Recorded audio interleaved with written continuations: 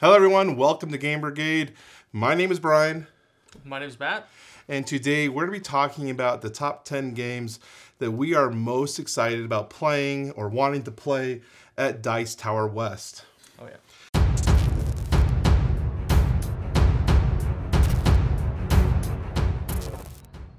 Thank you to intotheAM for sponsoring today's video. intotheAM is my go-to place now for any of my graphic tees. They are incredibly comfortable with a great fit and feel. You can use my link board game to save an additional 10% off site-wide. If you'd like to support the channel and get yourself a sweet new shirt, check out intotheAM using my link below. So this is a game convention obviously hosted by Dice Tower in Vegas, and we will be going down. So we've kind of compiled our list and kind of go through them. I have no idea what Matt's picked. He has no idea what I'm gonna pick.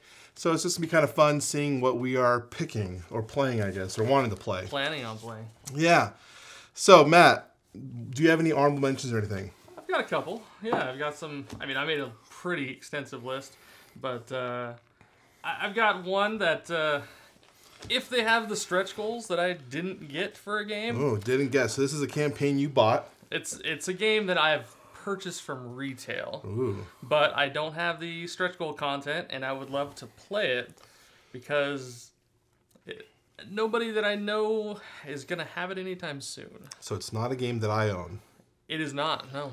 Okay, we're really cutting. I'm trying to figure it out, but I don't know what it is. What is this honorable mention? It is Cthulhu Death May Die. Ooh, yeah. Oh yeah. Cthulhu. We both bought the season 4, season 3, 4. Yeah, 3, 4. Yep. Yeah, we both bought that. But yeah, the person who was who owned that is no longer living in our area. And he bought the Unspeakable box. Yeah. But neither of us did because I didn't think it was quite.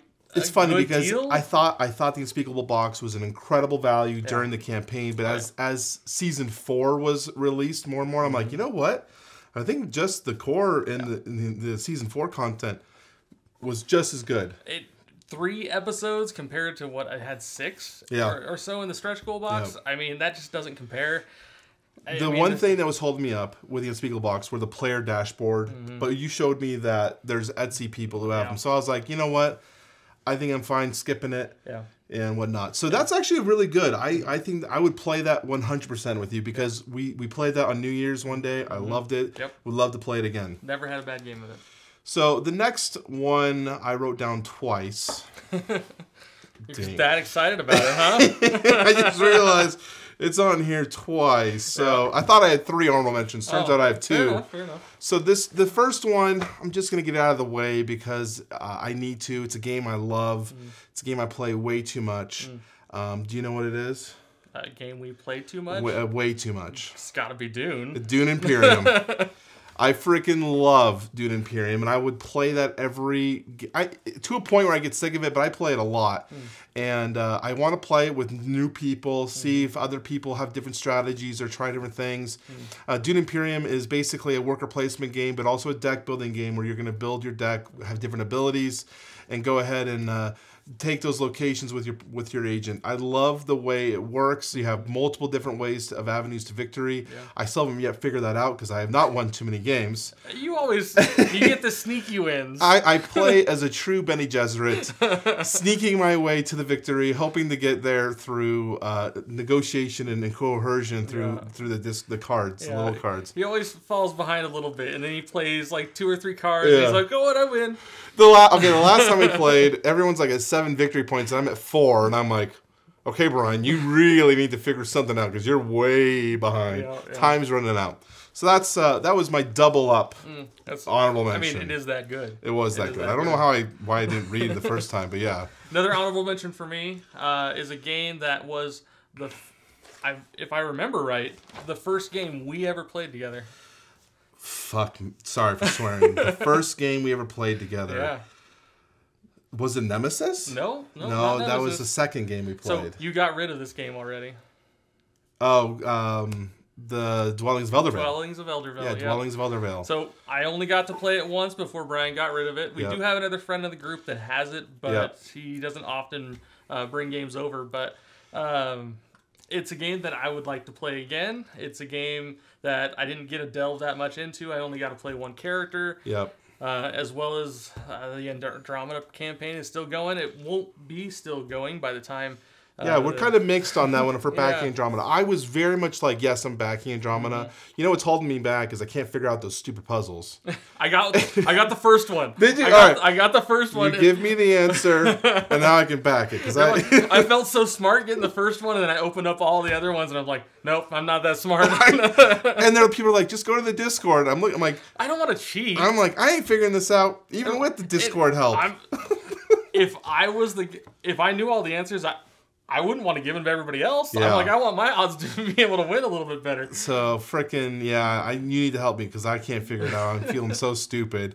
But yeah, so Dweller's Vale is obviously it's a worker placement game tableau builder. Where the interesting part with that one is when you return your workers back to you to gather them up is when you actually activate your tableau. Yep. And so you're trying to build your tableau, but you're also trying to control. There's an area control mechanic, which I always forget until people start putting houses down. And I go, oh yeah, that's how we win the game. Yeah. we gotta put little hats on our guys, and that's where we get points. And you know, that was part of my reasoning is like, you know, I would like to play this game to be able to see if I liked it enough to try to get Andromeda. I've been trying to cull my collection, streamline it down really hard. Yep. And I don't need to buy every single game, but it's definitely on the list. It's a good one. I think it's another game, man, I'd play with you. So my next one is one that I'm pretty sure you own. And that's why I had a hard time putting on the list. Because I was having a hard time, any game that was owned by the group, I had a hard time doing. But I've heard great things about this game. It's not a game that I would probably want to play ever within our normal game group.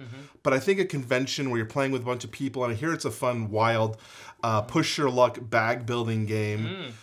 Quacks of Quedlinburg. I do own this game. I know you own this game. I own both expansions and I own those Geek Bits. Do you? Oh, yeah. So my wife loves this game so much. I've never played it. Every single time you I told play me this your game. wife is very good at pushing her luck and Yeah. never getting wrong. Yeah, so this game's a bag builder, if I remember right. Yep. You're putting things in and you're pulling things out, and you're trying not to pull out bad things, I'm assuming. It's the bag building, deck building kind of concept. I mean, you buy the pieces that you want, and you try not to, you know, push your luck and get too many of those cherry bombs. It is a good game. It goes fairly quickly. I don't have anything bad to say about it, even with me losing every single time. Is it kind of a lighter game, though? I've heard it's a pretty light game. Yeah. And that's why I've never really wanted to bring it up to our player group, because we usually are in that medium to heavyweight gaming for most of the people. So it's never been a game. But I'm like, oh, you know, convention. Yeah. You could easily sit down and play a couple of rounds of Quacks and be like, hey, that was nice meeting you guys, and that was a lot of fun. Yeah. So that's one of my honorable mentions. Absolutely. It's a great game. So I have an 11, so I'll call that an honorable mention as well. So my last honorable mention is a game that I don't think any of us own. It is from my favorite game designers, Who's your favorite game designer? not game designer, game company. I own company. way too many of their games. I spend Simon. way too much Yes, Simon. Okay. So it's a Simon game. Yep. Nope, none of us have ever played it. And one of the people at the Dice Tower love this game. One of them loves this game. Loves this game to death, and Oh, nobody Dead else. Reckoning? Not Dead Reckoning. Project, what is the freaking name of it? Camilla loves this game? Nope. No, Fuck, it's not I that one. have no idea what it is then. It is The Others. The Others? The Others. So it's Never even heard of this game. This game is a one versus many game that is the Based seven off the deadly movie? sins. No, well, I mean, maybe. I don't know. Can't say. I've seen The Others, 2016. Yeah, so it is a one versus many, and it's a dungeon crawl type game, and it is like Eric Lang, yep. And you're playing against the seven deadly sins. Z goes on and on about this. I believe it was in his top 10 again this year. Really? And he's the guy that backs this game up. He talks about it. Nobody else does. And I like so many Simon games. What was the name of the game I was thinking of? Camilla's game. Oh, Project Elite. Project Elite. Yep. That was 100% I thought I had. I mean, I've played a lot of Simon games, and these ones came out just before I really started getting heavy into games. Yeah. So I'm like, this was definitely on my list. So I marked this one as number 11, but it's a top 10 list, so you can call whatever you want. Yeah. By John DeClaire, which I think is interesting, John DeClaire, because his name is John Clare, but everyone says DeClaire because his middle initial's D. Random tidbit, but I noticed that when I was filling this out. I've always heard that name. I've never known that that's his middle initial. Alderac Entertainment, Any thoughts yet? No. It's a dice game Okay. where when you roll, everyone gets something when you roll. Okay. It's an engine builder. You're going to buy ship parts to add to your player board. Anything here? There's a lot of variety in gameplay decisions that can be coming from this game. This is Space Base. Space Base. Oh, I own this game. Do you own this game? I own this game. So now, I have a really bad shelf of shame. I think a friend of mine came to Christmas and he's like, "How many of these games have you even played?" And I was like, "That's a good question." We don't talk about We that. don't want to talk about this. That's Fight Club. We don't talk about the games we haven't played. Space Base is a game that I've heard a lot about. I see it at the game sale that we go to regularly, and it's always being sold, but I never take the time to buy it or really look into it. Yeah. But I keep hearing people talking about it. I'm like, you know what? A convention is probably the best place for me to play because I don't have to commit to owning it. I can see if it's a game I might like. I do like games that have a lot of different variety ways or decision paths to winning. So that's one of my key factors when I review games. How are the decision paths? And I hear Space Base is very good at that. So and it's inexpensive too. yeah, You don't have to spend these $100, $200 campaigns. I'm willing to just drop $300 on a stupid game I play once, but Space Base you pay $30. You'll play it a lot. Yeah, my wife got it for me for Christmas this year. I just haven't opened it yet. All right, so we're ready to break this. This. Oh, you know what? That's where. Okay, I see what I did wrong here. Yeah. You know what? We're fine here. Yeah, we're good. We're good. We're good. I am just figuring out how to make a list for the first time. You know, Counting's hard. So number 10 for me is a Shem Phillips game. Okay. From Garfield Games, set in the medieval era. Okay. Which is probably a whole bunch of those titles. Yeah, there's 3 that I can think of. Yeah. This is a worker placement game, and I would say it's Paladins of the West Kingdom. Paladins of the West But Kingdom. I've not played any West Kingdom game, but I've heard the best from Paladins. We have this in common. I own a single game in the Garfield line, and I have yet to play it. Yeah. And I just hear people talking about them all the time. They just had another one coming up on Kickstarter. Yep. And I'm like, I have a hard time talking about this title because I just have a hard time talking about it because I don't know it. I haven't played it. I've heard them such good things. Yeah. But I feel like, you know what? I need to try playing this game, feeling like, learning about it so I can understand better when I'm talking about games. Is that the one you would want to start with? So Paladins is the one that I've heard the best. It's the heaviest, is what that's what I've heard. Like Architects is kind of that entry level. Yeah. Raiders is really good. I'm not looking for entry level. I've heard that the shipwright one or the Viking one in the water. I'm not sure. Raiders. Yeah. I heard one of them is getting remade. They're retooling it because it's the least played one. Interesting. Yeah, I mean, I know most of the mechanics for Raiders of the North Sea got turned into Raiders of Scythia, which is the one I own. Yeah. But that one doesn't look the same, right? Raiders of the Scythia? No, Raiders of Scythia looks different. You can look at the other West Kingdom games, are like those all obviously belong to a similar title, and Raiders is like they do trilogies, and Scythia is by itself. Yeah.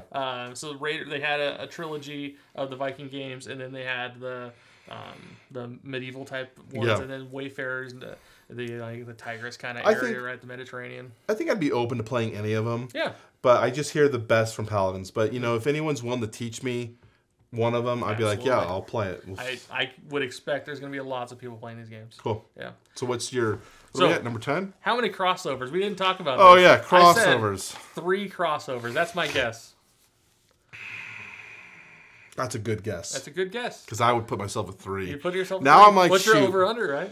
No, well, I'm pretty set. 3 is a great number. Yeah. And now I'm wondering if Paladins is on there. We might have needed to mention I'm this gonna take... Yeah. I'm going to say... Shoot, do I have to be different than you? No, you don't have to be different.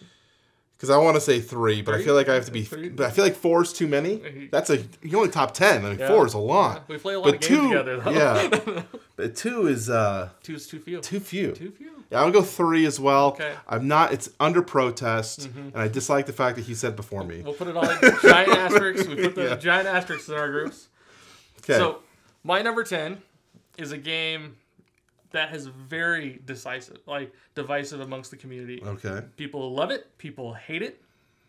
Mike Delisio, specifically from the Dice Tower, loves this game. Ooh, shoot. And I was gonna back it. Oh, it's a Kickstarter? But some things fell through, and so I may not.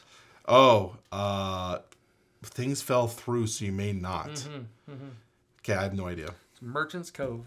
Merchant's Cove. Merchant's Cove is my number 10. What happened? What fell through? So I had the base game of this. Oh, fell through on your end, but not their end. Correct. I bought it through another retailer for the base game, the original Kickstarter stuff. That sale fell through. Yeah. So now I don't even have any of it. Yeah. And so I wasn't going to buy the new stuff without getting the old stuff. And now it's like, do I go $200+ into this game? In a game you've never played. Is divisive. Like, people say they like it, say they don't like it. I've heard that one is good, that you like, because it has a lot of asymmetrical people that you can play as. Yeah.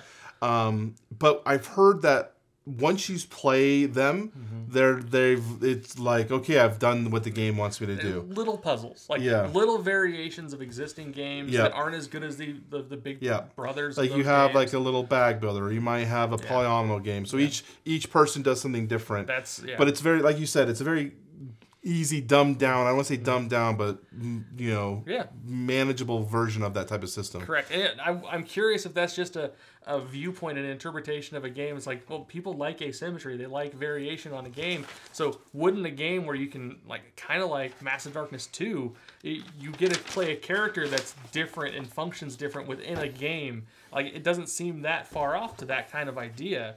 So I didn't see nothing. Okay. Just and that's kind of my thought. I'm like, that might be one that's cool to try. Yeah, I agree. Yeah. All right, so number 9, my numbers are all off. So number 9. Okay, so this is a game that we've talked about. You'll have no idea, but it's from Matago. Okay. Robert Frega and Johan Leminar. I hope I said that right. If I say the next words, you will guess this in a heartbeat. Okay. Best at 8 players. Best at 8 for Matago. Yeah. What game is this? Best at 8 players, according to BGG. Wow. I mean, when you said Matago, I had a game in mind because we just played Inish for the first time. Yep. And you were thinking Cyclades? I was thinking Cyclades, but 8 players. I don't know Matago's catalog enough to know. Captain Sonar. Captain Sonar. This is a real-time role-playing game with hidden movement. Yeah. So in Captain Sonar, you're going to be playing 4 versus 4. Each team is going to be taking on the role of a sub crew with a captain, sonar, listening person, navigation, and weapons. And effectively, you're dueling each other in a sub battle and hidden movement game. But the way the game is interesting is the captain's calling orders to his crew, and the other crew can obviously hear it. One of the players is meant to listen to the captain and try to guess where they're at in the field. This is a game that I've wanted to play since I first heard about it in like 2017. And it's not a game you can really play in a collection. This is not a collection game. No. This is a convention game. Yeah. And that's one of the reasons why if I could find this game being played, I would love to play this game. It's one you would need a specific group for. I think that's even worse than TI. As far as being able to get that game to the table consistently, it's something that's special, something you want to save for these kind of events. I could see that. Yeah, and I think even just that, a specialist group, I couldn't look at our group, which could have up to 8 players in our group. I don't know if everyone in that group would enjoy a game like this. This is a different type of experience. So definitely one of the ones I'm looking forward to. Yeah, I would play it. I'd play it. Yeah. There we go. So my number 9, so this one is interesting. So this is a game that I think 4 or 5 people in our group bought. Oh, jeez. But none of us have played it yet. Bought? But, okay, I'm looking right at it. You're looking right at it. You know, it's funny because I forgot to put one of these games on the list. Yeah. Zombicide. Zombicide, Undead or Alive. I bought All In. A buddy of mine bought the Steampunk Pledge. Bryan bought All In. Another, we have 4 or 5 copies of this game. Pretty sure they're all still sealed in our collections. Yep. I would love to play this because Alex has gone off. Alex from Board Game Co. has talked about this game. He said it was a 5 out of 5. Yeah, he said, and that's because of the difficulty level. Yeah. Alex very highly rates his Zombicide titles on how challenging it is for him to survive. Yeah. One of the reasons he sold his 2nd edition was he felt it was too easy. Yeah. So Zombicide Undead or Alive has been a very fun challenge puzzle for him to solve. I haven't played a Zombicide game since I think 2012. I think when the series was like brand new. Yeah. And that's one of the reasons I bought this. And I forgot to put on this list Marvel Zombies. See, Marvel Zombies is the reason why I haven't opened mine. Yeah. I own everything for Black Plague and Green Horde. Yep. And Massive Darkness 2. I own just buckets and buckets of minis, not really in buckets. Yeah. But It just be. So many figures for these games, and I can't see myself ever getting rid of Black Plague. Yep. And if I'm getting all of Marvel Zombies, why would I need a third? Very similar situation to Board Game Code, and he's saying he's keeping it. So I wanted to play I think Dice Tower has in their collection the retail version of Marvel Zombies. They do, yeah. And I'm like, you know what? I'm never going to buy that, but it might be a good thing for me to see if Marvel Zombies is even for me. The same reason for this. It's like, yeah. Play it there. I have a sealed copy. I can get rid of it if I don't like it. It's a good point. It's a solid good list. idea. I really like it. This next game is a game I have right over here on my wall. Coal Whirl from Leader Games. Okay. You obviously should know what this is. It's got to be Root. It's got to be Root, and it is Root. Root. And the reason I put in the song here is Root's a game that I enjoyed when I first saw it. I think I bought it in 2018. Loved the game, but it's so hard to get to our group's table. So if I could find a group of people that know that game, and they're like, hey, yeah, we're looking for a fourth to play, I'd be like, yeah, I'm in. Do you feel like you know that game enough to play with those guys? But I'll be like, teach me how to play them.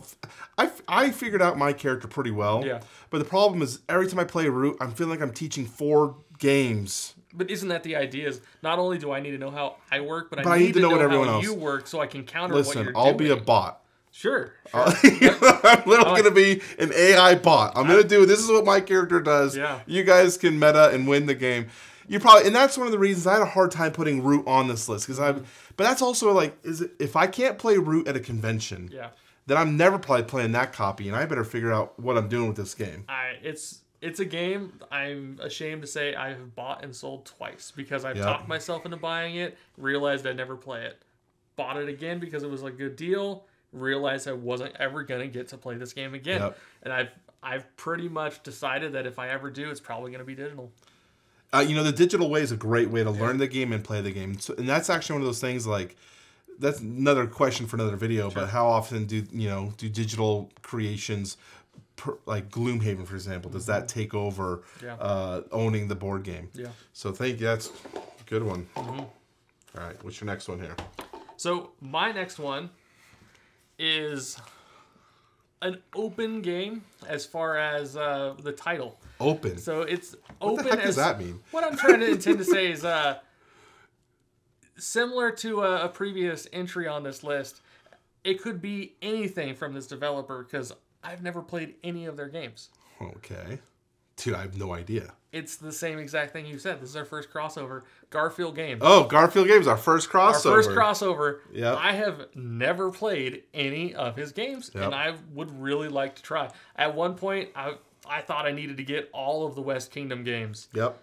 And then I told myself, no, I don't need that many more games. There's got to be one that I like more than others. So which one would you lean towards? Because you asked me, and I said Paladins would be the one that... And plus, Paladins I'm a Paladin. Yeah, 100%. You got to keep in theme. There's something about Architects, and it's not that it's entry level or simple, but the way that you get all of the workers, I just have never seen that before. Yeah. That sounds like something I'd like to try. Okay, so we have some options, and we have our first crossover. That's pretty interesting. Yeah.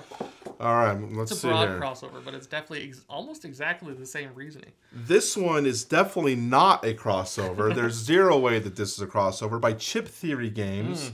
It's a game that I own, and it's a game that's so far intimidated the hell out of me, I've yet to break it out and look at it, and that is Cloudspire. Cloudspire is a game that is a MOBA-esque tower defense game, lane battler. Basically, you're going to have your bases on opposite sides of each other, and minions are going to move down channels, and you're going to use heroes and abilities to fight your opponent. It's got a lot of asymmetrical powers. It's a Chip Theory game, and all of their games, well, not all of them. Recently, they've made it a little bit easier to stomach, but a lot of their games have a very rules-dense thing to get through, and especially when they have such different asymmetrical powers, you have to really know what the heck your faction does and what your people do. Yeah, we've thrown out the word lifestyle game on some of those before. Chip Theory game, or whatever this game is. Too Many Bones. Very much is a game that it's like, this is such a fun game to play, but you have to play it minimum sometimes once a month just to keep it fresh in your brain and ingrain those mechanics. And so Chip Theory or Cloudspire in general is a game that I've wanted to play. I've kept it over there, but it hasn't moved, I feel like, in forever. And I just want someone to teach me how to play this game. And as humble as I can be, I feel like this might be my best opportunity to learn it. Yeah, I look forward to learning a lot of games that I don't know. Yep. Yeah.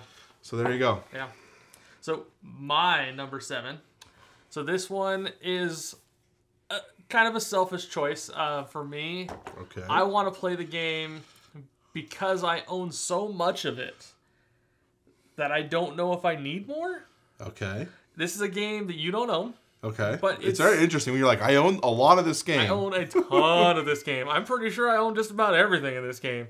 But they just came out with a new version, and they implemented a way of keeping the game a little bit more fresh than it used to be.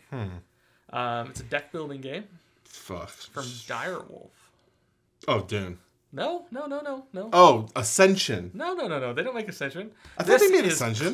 Clank. Frick. Yeah, they do make Catacombs. Just came out to retail not too long ago. And I haven't played it yet. Yeah. But the tiles make it where it could be a game that replaces my entire Legacy game. Yeah. Because we played the Legacy. Yeah. We own everything for the normal game, not space. But we have all the acquisition characters. We have all the different modules and different boards. We took that Legacy box and I made a custom insert and filled that thing to the brim. There's a giant brick that sits on my shelf. And it doesn't get touched. It does not. I don't know the last time I played it. And that's why I'm like, I don't know if I need Catacombs. Yeah. But I know for a fact that it's going to be on their hot table. Oh, yeah. And it's going to be very easy for me to get to play. That's actually one that I also had considered putting on my list. Only because I hear so many people talking about Clank. Yeah. And I'm like, man, I feel like this is a game I have to play just so I can put it in my catalog of played games. I've been playing this game since Clank first came out. Yeah. It was one of the games that we first started playing. What's the mechanics of Clank, though? Clank is a basic deck building game where you're trying to use movement from your cards and buying power from your cards to get cards. Be able to move down, be able to acquire different items that are worth points, all while essentially whenever you make noise, clank from your cards, those chips go into a bag, and every time a card goes into the row of purchasable cards, if there's a dragon on it, you pull chips out of your bag and you could potentially take damage. The closer you get to death, if you don't get out of the dungeon or graveyard or whatever, whatever place you're in. We have a mummy one and all sorts of jungle ones, all sorts of things. But anyways, if you're not below a certain line, if you're below that line, you die. If you're above the line, you get to keep your points. If you get all the way out, you get bonus points. It's an interesting system of like push your luck with deck building. I've really enjoyed the game, but we just have moved on to playing games like Marvel United and all sorts of things in my couples groups, and it just doesn't get to the game tables anymore. But it's definitely one I've heard a lot about. Yeah. It's mostly Clank Legacy because I heard it's one of the best Legacy games. Loved it. So that's one we've talked about. This next one, I don't have much information on it.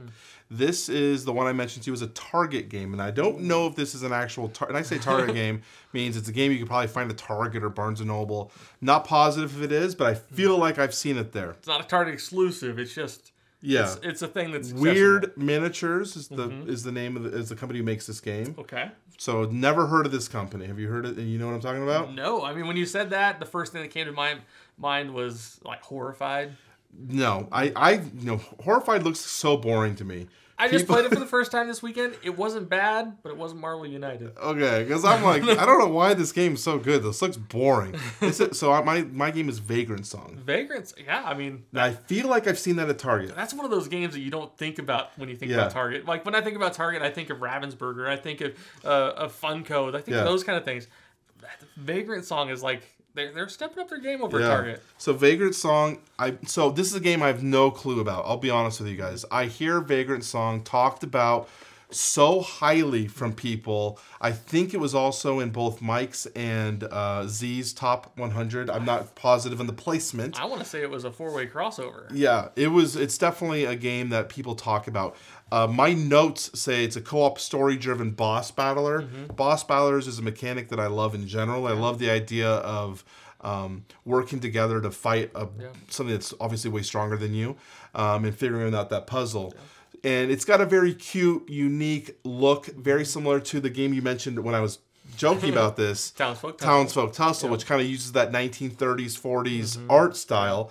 Vagrant Song also does very similar, and I love that kind of design. So Vagrant Song is a game that if it's available, because it's very hard to find now. You can't find it very easily. At least I haven't seen it in retail in a long time. Based on what I heard, they've all played it, so I think they probably have a copy. I would love to see it. Yeah. So my number 6 is a game that was one of the first games that I ever wanted. But my wife ended up buying another one from the same trilogy. Ooh, trilogy game. Yeah. So it's a Mythic trilogy, and we've played 2 out of the 3 of them. Okay, this is the one that we haven't played. We've already mentioned it in this video. We have mentioned it. Cyclades? Cyclades. Listen here, they're remaking this game. They are, yes. There's a deluxe version coming out. The Legendary Edition. But not by Matago. I believe it's from a sister company. Yeah, it's within the Matago within brand. the umbrella. Yeah. I believe, is Matago? No, it's a different company. Funforge is who I was thinking about. Oh, yeah. But yeah, Matago, this is a game that we've talked about. The art of the new deluxe box looks awful in my opinion. I love the original art. It's what drew me to the first game, and I wanted that so bad. And then my wife bought me Kemet. We enjoyed Kemet, but it wasn't what I wanted. Yeah. And I'm curious if I missed out. Yeah. I played Kemet. We just played Inish. Didn't love Inish. Dude, I loved Inish. Like Kemet. I liked Inish. I was very impressed with Inish, and I was willing to play it again that night. And let's do it again. Yeah. So I'm curious. Yeah, the whole series so far, because I love Kemet, I've liked Inish. Yeah. So I don't think I'm not gonna like Cyclades. Yeah. Cyclades. I don't know. Am I saying it right? Cyclades is everybody has said. I have heard Cyclades. Listen. But either way, I'm interested in that auctioning mechanism where like you cut people off with the auction system, so if they need to attack you and you take areas, they can't attack you. Yeah. You know, like I think that's an interesting take on how they've done area control, and I'm very interested in trying that one. Yeah, I think that's a very, very strong list. Definitely not a crossover. Oh. This next one, what number are we on? 5? Are we on 5 now? That was my number 6, yes. Okay, my number 5 is a Ryan Lampert game. Adam's Apple Games. You mentioned it literally 40 minutes ago. Oh, jeez. Planet Unknown. Planet Unknown, yeah. I'm sitting here. I don't even know who made the game, but man, it looked amazing. I was sitting here talking about a Polyonimo, and he goes, "Oh, there's a Polyonimo game I want to play, Planet Unknown." Yeah. And then we started talking about it. I'm like, "Shut up! Save this for the video." Polyomino games. I own the entire giant box of Isle of Cats, and we don't play Polyomino games in our group. And this is one, the simultaneous play with that Lazy Susan makes it so interesting to me. So that's what we were talking about was a Lazy Susan, because I was like, I heard that was a Kickstarter exclusive, but you said it's not anymore. So they wanted to have a retail version and a deluxe version from the Kickstarter, and they got so much feedback that Lazy Susan was essential. It's integral to the game. From what I recall, they didn't make the standard version. They only have the Lazy Susan version. So the reason I have this so high on the list is we're not Polyomino players. I've never really played it, but I've heard so many good things. And through this period, there's been a lot of top 100 lists, top 50 lists. It's consistently been on people's lists. And I'm like, I feel like I'm missing something. For a long time, I thought Beyond the Sun was Planet Unknown. Oh, okay. And then when we just obviously played Beyond the Sun not long ago. And I realized, Brian, these are two completely different games. Yeah, I mean, Search for Planet X came out around the same time as the Kickstarter. Yeah. And so people got those names confused a bit, but... Yeah. They're totally different games either. Very, very different games, Yeah. So Planet Unknown is definitely one I want to try out. It's an engine building game. I like engine builders. It's a Polyomino. Polyomino. I can't say that word. It's because I'm French. Yeah. But you've never played a Polyomino game, right? Never. So never. That's really interesting. I love Polyomino games because my job is I do schematics. He Polyomino's I literally move things around at work and fit them into a puzzle to try to maximize everything. That's literally what I do for work. Perfect. All right, what's your next one? All right, so my number 5 is a game that I want to try out before I commit to buying the $315 all-in. The game just started delivering. Foundations of Rome. Nope. Yeah, You just got it on your shelf right over there. I did? Yeah. Is it Tenaris? Vindication. Oh, she has. Yeah. It's right 315 was the clue, too, 315 Bryan. was the clue because I told him how much I paid through our LGS. Yeah. But our LGS, you commit to buying it, but they don't hold you to that necessarily. So it's a really good deal. You can essentially have them hold a copy. If you want to buy it, you get it. If you don't, then they sell to somebody else. It's perfectly fine. It's a really good deal. And they sell it for a little bit more money usually than what you backed it at. You get a better deal because you pre-order it through them. But I was really excited about this game. Orange Nebula is a developer that has been on my radar. I have Unsettled at home, again on my shelf of shame. That'll be one of the next games we played. I also backed Unsettled, and I think I bought all the 9 planets or whatever. Sure. Yeah, I've got the original 6. Yeah, so I'm looking forward to... We should just bring that over and play it. We should. You know, I'm actually annoyed, though, with Orange Nebula, and I sent them a little email letting them know I was upset. Because I got my Unsettled in, and I backed the all-in, paid $300 for it. And it's impossible to sort it into the box. And turns out they released a giant box for this problem. But if you weren't, if you didn't know about it and didn't adjust your pledge, you didn't get it. Yeah, it happened during the pledge manager. Yeah, it wasn't during the campaign. Post campaign, emails went out. I will be honest, I have not 100 campaigns, and they're constantly emailing me. So I get to the point where I'm like, delete. Delete. You know, because it's like I don't need to. I'll check it when I feel like I need to look into it. Yeah. And I feel bad. I didn't say anything. I missed out. I even told my LGS about it, and they were the ones who contacted them and got their orders upgraded as well. Yeah. So they might not have even done it if I didn't reference it. Yeah. So I'm excited to potentially get that big box, but at the same time, I don't know if I need another $300 Kickstarter. And the reason I emailed them is I went to their site. I was like, I'll buy this. I want it, and it's not for sale on their site. So I was like, hey, is there any way I can buy one? Because it's literally impossible to sort this without that solution. We can drive over Vancouver if you really want. I would do it right now. It's right next to Portland. It's only 7 hours away. Let's go. So that's a great one. Yeah. So this next one I think is going to be a crossover. Okay. So I'm going to pre-score this on my side. This is a guy you have no idea. Emerson Matsuchi. Arcane Wonders. Foundations of Rome. Did you know? Yeah. Foundations of Rome is a game that we talked about. Kind of what triggered this whole list making idea of building. Definitely one of them. It was one of the ones we caused. And it's because it's a game that I purposely skipped on crowdfunding because I'm like, this is so big and dumb and I don't think it's an actual game. But I've heard great things about it. Effectively, you're building Rome with these little polyominoes again. Little buildings of Roman buildings. But I hear it's got a great table presence and people really enjoy it. And it's also a quick teach. You can teach the game in 10 to 15 minutes if someone knows the game. So I'm like, you know what? This is probably the only time I'm going to get a chance to actually play this game. I would love to get it to the table. Yeah, especially in that beautiful deluxe version. Yeah. Pretty sure they have the nice wash and finish. You know, I'm very curious because this is not Tom's primary... It's not his list. main collection. So it is a collection from a store local in Las Vegas that they've been partners with for many years, to my understanding. And Tom will feed him games. They'll send him different. So I'm pretty sure whenever Tom calls something from the primary list, just filters down to duplicates. I think it's like it might be half the size or so of whatever. I think his current one is like around 2,800 games, or in the Dice Tower East collection. I have no idea. That was the other thing is I didn't know what was in this collection. So. These games might not even be on their list. You know, they do have a really good website. I've perused it a bit. I would argue really good is not an accurate description of that. It is impressive. Are you talking about the one where we can go and sign up for games? Yeah. Dude, that is so old and clunky. I mean, it was more than I was expecting for this convention. A little bit more robust? Okay, but it feels like I'm in like GeoCities website, so this thing feels old. Yeah. I get that, but...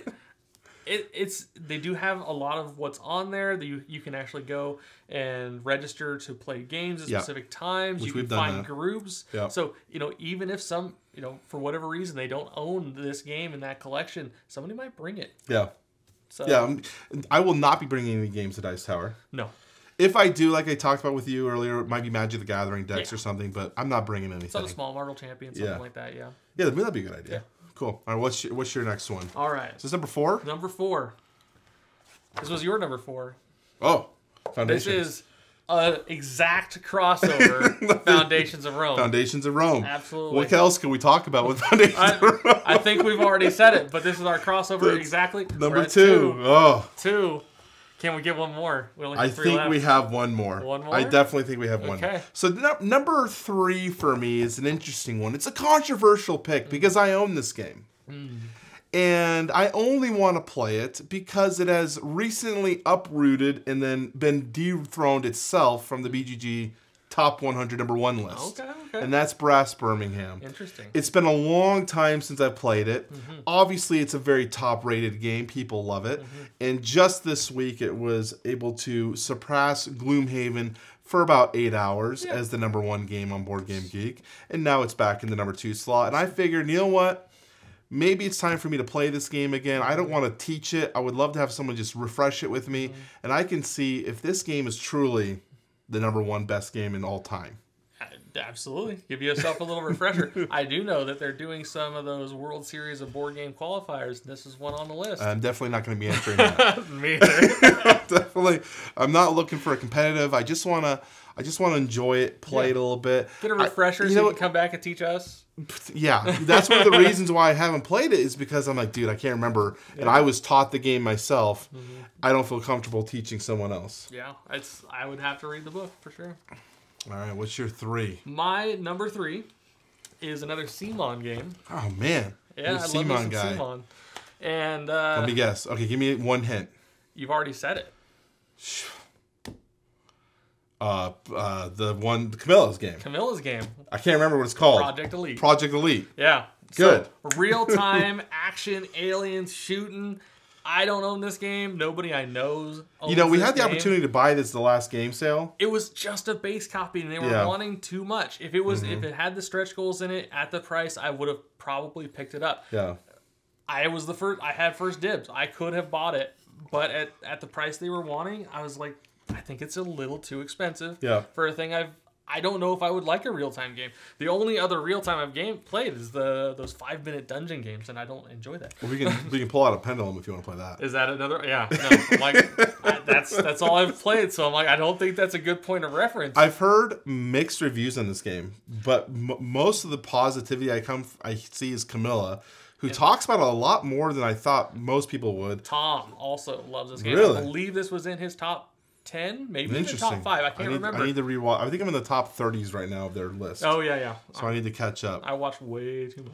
So I think this is going to be our next crossover. Okay. This is a Days of Wonder game. So it's shocking to me it's on my list. Days of Wonder, it's been a long time since I played it. And this is Ticket to Ride. No. I'm like, this is Heat, pedal to the metal. Yeah. And this is a game that is a hand management game where you're racing around Formula One cars, kind of like older versions though, 1950s, 60 era. Yeah. And right now just ripping across the content creator space on YouTube and other places, and people just won't stop talking about it. Yeah. And I'm like, okay, all right, I see you, Heat. Yeah. Let's see what you got. Let's play you. Yeah, I got a chance to play Formula D with a coworker, and I wasn't that impressed, but Heat looks impressive. The deck building, the extra mechanisms, like I've always talked about, I love deck building with something else. That's why I like Clank. That's why I like Dune. Yeah. I want a little bit extra, some board presence to go with my That's a good deck point, building. yeah. Now, the only fear that I have is there's a YouTube channel called, I believe, Play the Game. I think Daniel runs that channel. And I watched Alex and Meg, Play the Game crew, and Devin. I think they did a 5-player game of Heat. And my only fear with watching this and also hearing other people talk about it is the game is so finely tuned that it's everyone's going to be within competition of winning the game. Okay. That it's like you can't be that good. Like the skill level is really scrunched down. Okay. Does that make sense? So it's made to be a neck-and-neck race yes. rather than letting people fall behind? Yeah, because there's definitely, when people spin out, and effectively if someone spins out in a race, they're done. Okay. Because in a second in a race is a massive. Yeah. But in this game, you could spin out and still be in the game. So does it have really good catch-up mechanisms? Maybe we'll have to play it. That's my fear. Yeah. I'm like, I want to know. Because, like, people keep saying, well, if you're really good at this game, you can pull them. I'm like, can you, though? Because I keep seeing people slipstream and catch up, and they're just always in it. Yeah. And I'm like, how much can someone be, like, very efficient and good at their game versus someone who's just kind of mediocre? I feel like they're still going to be within that gap. So that's my only fear of Heat. I don't think that's a bad thing. I mean... That's what I'm saying. It depends. Yeah. Some people like it because you're always in the game.